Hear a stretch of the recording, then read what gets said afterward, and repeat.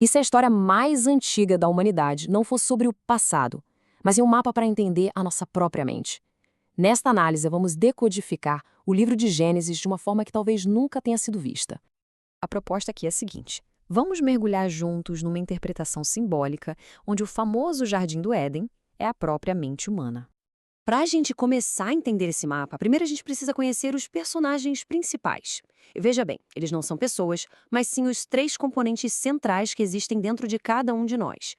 Primeiro temos Adão. Ele é que simboliza a razão. É aquela parte da gente que busca a lógica, que organiza, que dá nome às coisas e tenta entender o mundo.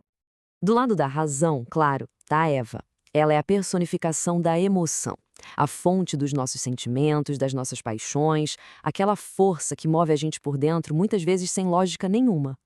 E por fim, a serpente. E olha, aqui ela não é o mal.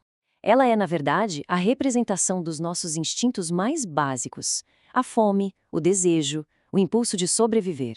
É a nossa herança animal. A famosa queda do Éden, nessa visão, não é um castigo de Deus. É o momento em que a consciência nasce. E com ela, as regras do jogo. A razão, o Adão, agora vive sob a lei do mérito. O sustento vem do esforço. A emoção, a Eva, descobre a causa e o efeito. Suas ações geram consequências. E o parto de novas realidades pode ser doloroso. E o instinto, a serpente, fica aterrado, ligado para sempre às necessidades do mundo físico. Beleza, com esses três arquétipos na nossa mente, o que acontece? Bem, aí nasce o nosso primeiro drama interno, que é simbolizado por Caim e Abel. Olha que interessante. Caim e Abel não são só dois irmãos. Eles são a vaidade e a inveja em conflito dentro da gente. O tal favor de Deus é, na verdade, a nossa própria consciência reagindo às nossas intenções. O vaidoso, Abel, faz algo e se sente bem, pensando: nossa, como eu sou bom. Já o invejoso, Caim, olha para o seu esforço e só consegue pensar: o do outro é sempre melhor. A resposta não vem de fora, vem de dentro. E a partir daqui, a história dá um salto fascinante, explicando como o nosso estado interior pode criar realidades até mesmo fora do corpo. O assassinato de Abel por Caim não é só uma tragédia de família. A culpa de Caim cria uma espécie de frequência espiritual. E quando a história diz que ele funda uma cidade, o simbolismo é fortíssimo. Ele está criando um lugar não físico, um plano astral inferior formado por essa mesma frequência de remorso e ressentimento. E como essa cidade nasce? Bom, começa com a frequência de uma consciência culpada, como a de Caim. Por pura afinidade, outros espíritos que vibram na mesma sintonia de raiva e arrependimento são atraídos para perto.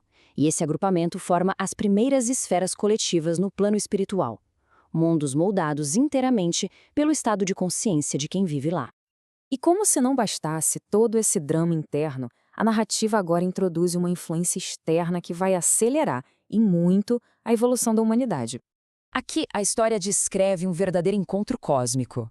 De um lado, os filhos de Deus, espíritos de outros mundos com um intelecto super avançado, mas que foram exilados na Terra por orgulho. Do outro lado, as filhas dos homens, os espíritos nativos do planeta, mais puros na sua emoção e instinto. O que acontece quando essa razão exilada encontra a emoção primitiva?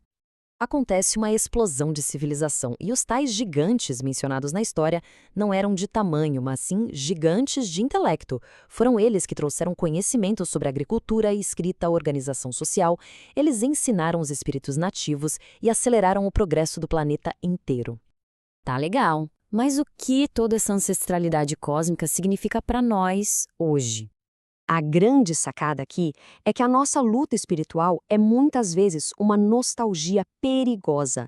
É aquele desejo de voltar para um Éden simbólico, uma vida sem o esforço da razão, sem as consequências da emoção e sem o controle sobre os instintos.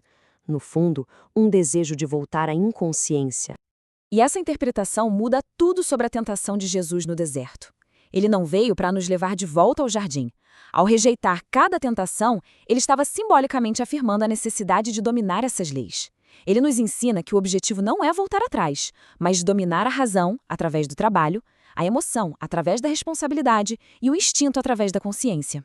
A história de Gênesis, vista desse jeito, deixa de ser um mito antigo e se torna um mapa vivo para nossa própria jornada espiritual. Ela nos desafia a entender de onde viemos para que a gente possa escolher conscientemente para onde vamos. E a pergunta final, então, é para cada um de nós.